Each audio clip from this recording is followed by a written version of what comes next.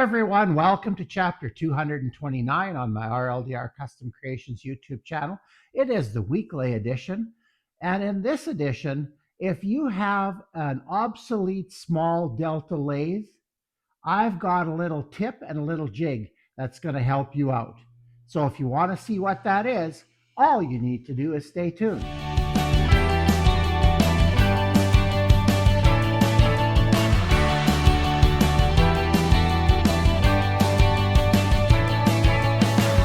Yes, in this chapter, I thought I'd share a little jig that I built that allows you to change a part a little bit to make it better work on your little Delta obsolete lathes.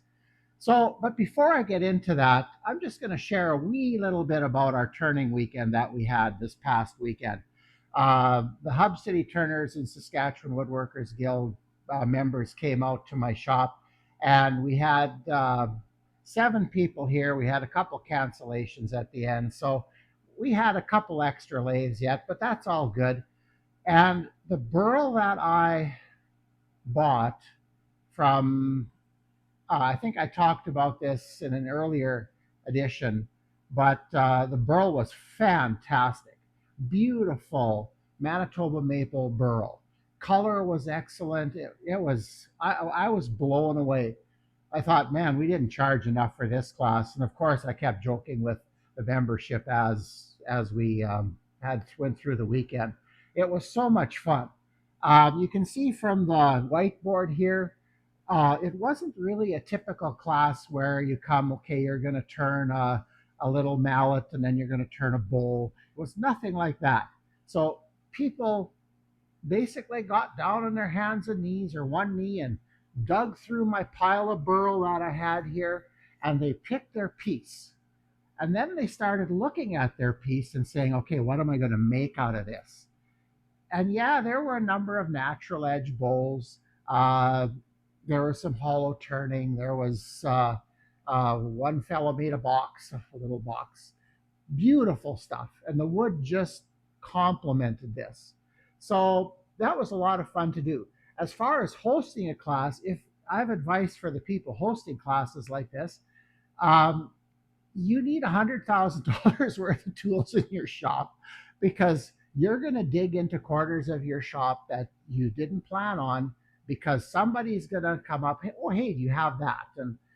And since I've turned a long time, I have pretty much everything I would need. I just don't know where it is.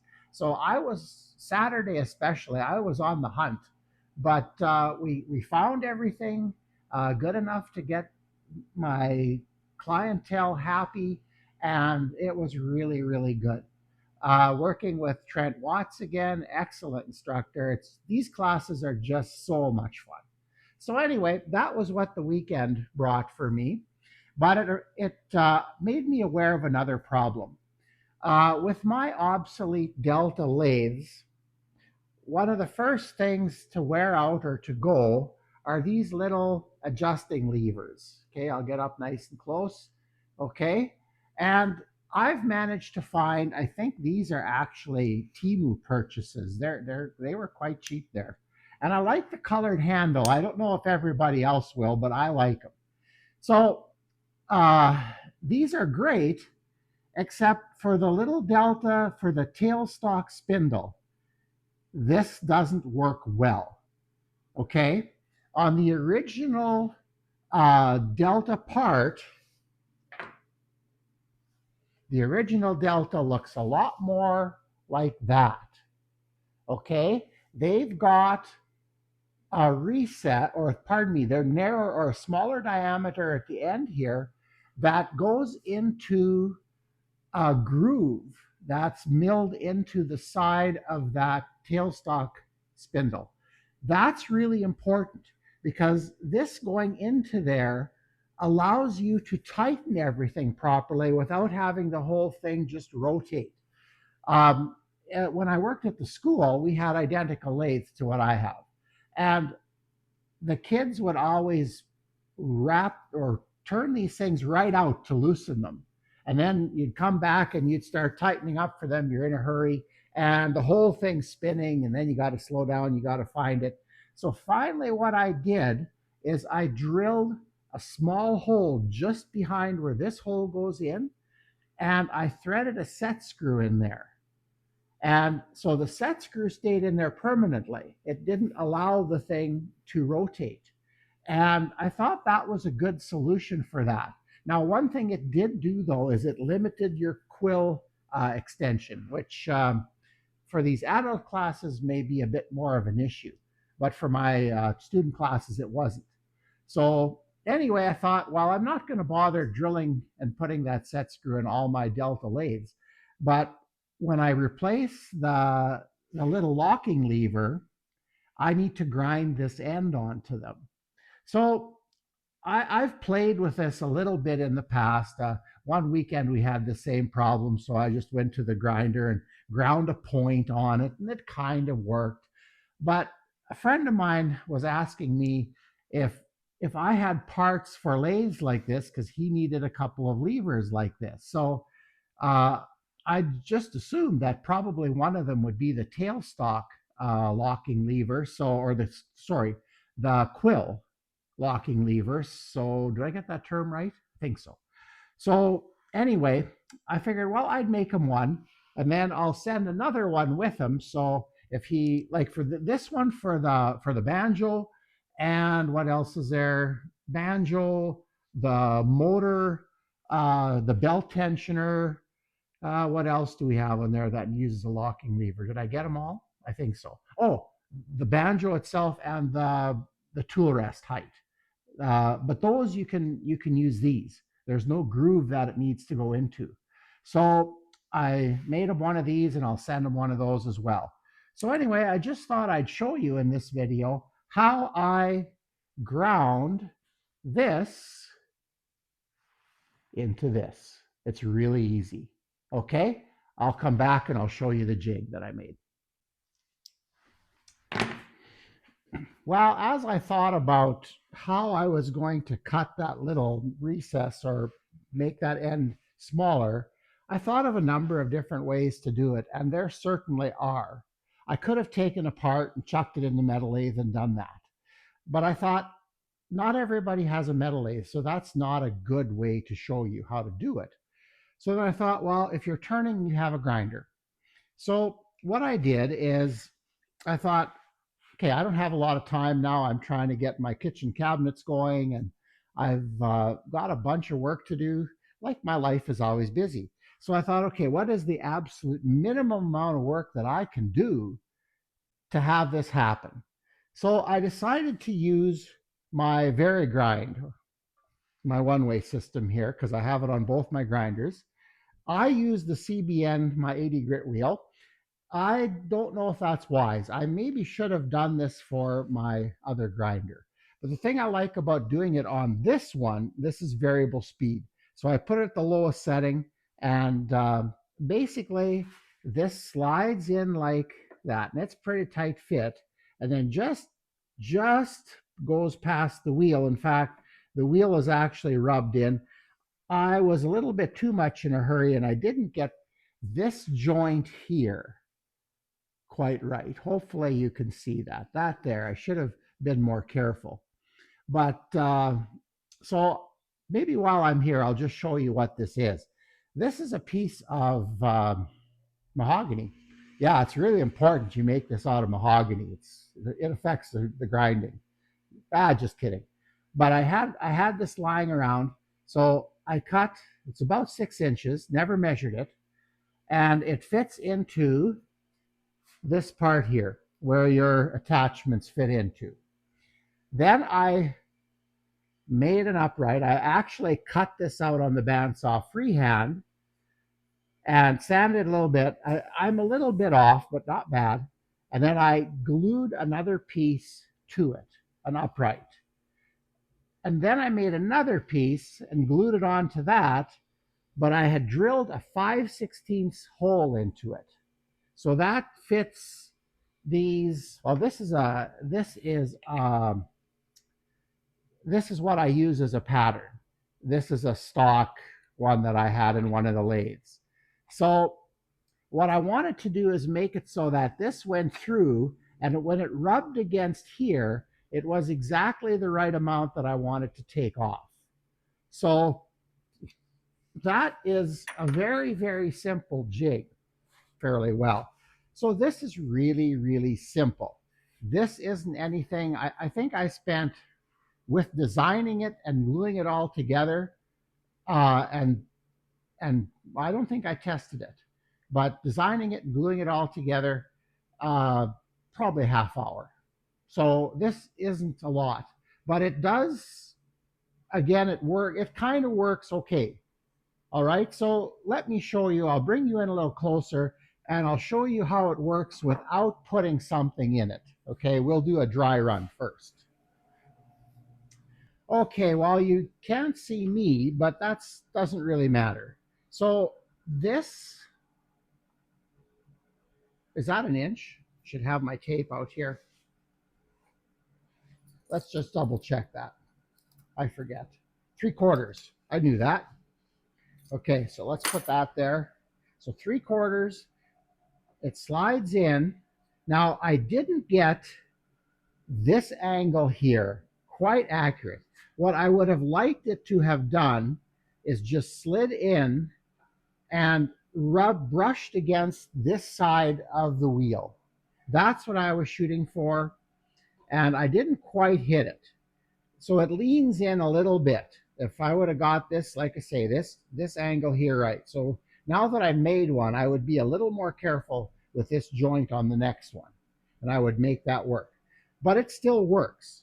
So then I wanted the hole pretty much right at center of the grinding wheel. And I just eyeballed it. I'm pretty close. Let's put it this way, close enough for me. And then that 5/16 hole is set up so that, and here, I'm going to pull this out and give you a look at that. When it's bottomed out here, that's exactly the right distance that I want to take off. So when I put it on and I slide it like that, and then I just rotate it around like that until I have the right size. Now I measured these, and this one is, well, here it is. It varies a little bit, about 0.175 to about 0.182. So yeah, there's a little bit of variation. I don't think that's going to matter. Let's try the original. Let's see if that's any better. Okay, that's 0.186. So I went a little bit far. Yeah, this one's good. Okay. So, well, that's something I could work on. The other thing that is a little bit of a problem is, if I would have spent more time on this, I would have come up with a better way of advancing it, because it really takes two hands to run this thing, and advancing it is a little tricky. As if you go too far, you're going to gouge one side and stuff like that. But if you're reasonably coordinated, I wouldn't say that I'm anything special, but once I had done one, I had no problem doing the other ones. Other one. I've only done two so far. So, well, you know what? I think now that you get the basic idea, and this is all just scrap and junk, so you can make this really easily. I'm going to hang this up in the shop somewhere. I actually might do two or three now that I have everything out and I know how to use it. And then I'll put them in my toolbox and I'll have them for when I need them. So I can just quickly replace something. If we're turning at a class and things don't go well, I can fix it right away. Okay, so enough talk. Let's show you how it works. Well, I'm all set up. I wanted to have you see this part here more, so I'm zoomed in. As I showed you in the previous segment, my left hand is going to be down here controlling the slide, and my right hand is going to be spinning the lever. Now, I have the camera in pretty tight here, so I hope I can do this. Okay, we're going to turn We're going to turn the grinder on.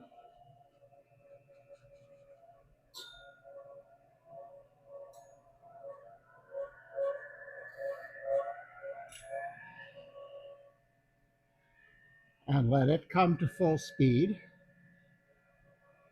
There, now I found it. And I'm just going to spin it. I'm putting a little bit of gentle pressure on.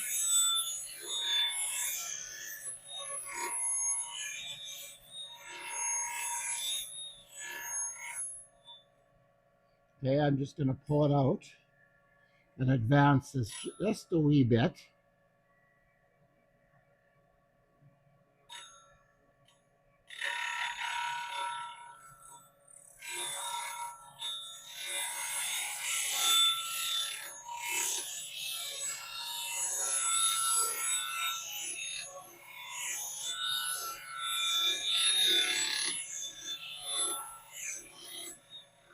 Okay, I can't see this very good because I'm behind the camera. Oh, that looks pretty good already. Hang on, let me check. I have a measurement here from my previous one.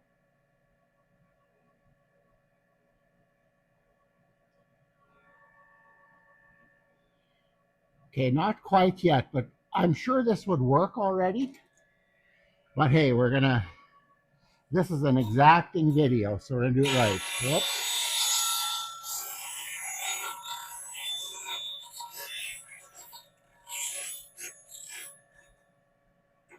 Okay,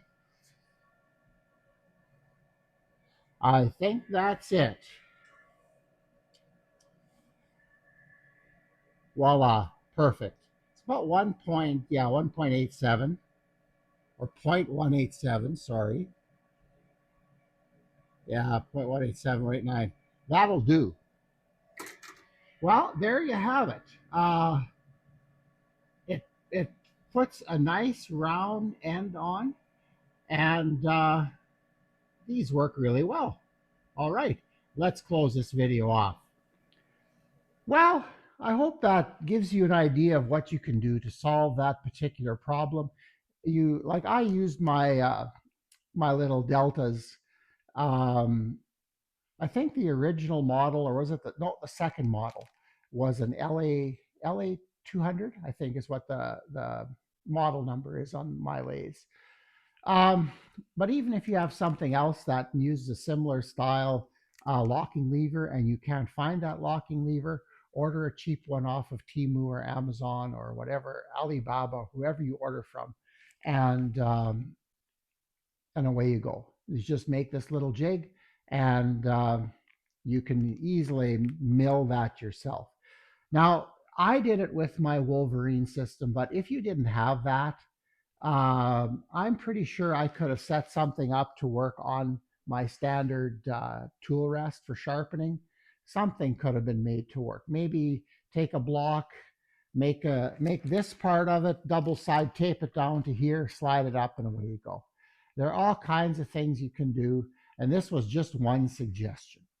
So anyway, that kind of wraps up this video. I'm really happy with this. I actually had an order for these. A friend of mine at the turning weekend, which I mentioned already, mentioned that he needed these parts, and unfortunately, they were in the post office here on Saturday when we were turning, but I couldn't get away. I didn't. There's just no way to get away in the middle of a class. So I said, okay, well, we'll see each other some other time and we'll do the trade. But so I think what we're going to do is we're going to just send him two levers instead of one, and then he's got a regular lever for his other locking lever needs, and one for his tailstock spindle. Anyway, so I liked it. It worked out really good. It was simple to do. It was fast. Shooting the video took longer than making the jig. So that is a good jig to have to make. So anyway, getting back to the turning class that we had, if you're wanting to get into turning and you're somewhere near where there's a turning class, You know, you can watch turning videos, and that's wonderful. You can watch them, they're helpful.